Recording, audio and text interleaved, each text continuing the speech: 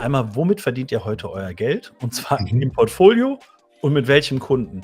Und da kann man jetzt sagen: „Ach, das weiß doch jeder.“ Ich sage dir, das weiß quasi eigentlich keiner mehr. So ab 200 Mitarbeitern wird's dann plötzlich sehr diffus, und unsere Zielkundschaft ist auch wirklich, der deutsche Mittelstand. Auch in Mhm. der Schweiz und Österreich ist auch erlaubt, der Mittelstand. Ja, klar. Aber das sind häufig Familienunternehmen.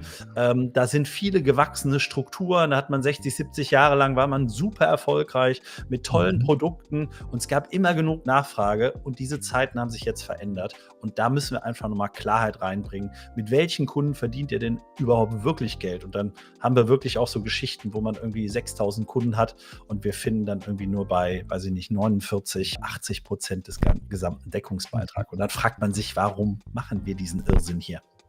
Mit 2.000 Kunden. Ja, mit über 4.000, 5.000 Kunden. Ne? Also das, und das sind jetzt reelle Zahlen, ne, über die ich jetzt Mhm. so spreche. Ne?